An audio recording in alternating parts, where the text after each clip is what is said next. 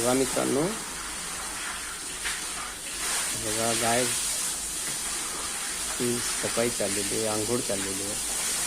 फक्त दूधच नाही पण त्यांचे साफसफाई पण व्हायला पाहिजे, आंघोळ व्हायला पाहिजे, तेव्हा ते स्वच्छता असते आणि चांगलं दूध पण आपल्याला त्यांच्यापासून मिळतं.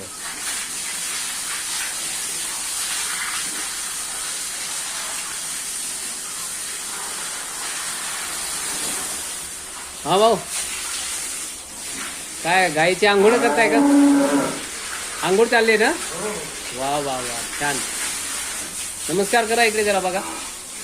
ओके. हा, हे रोशनच ना?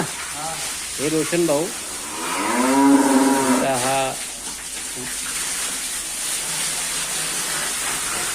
गाईचा तबेला आहे. खूप सुंदर आहे बघा वासरं.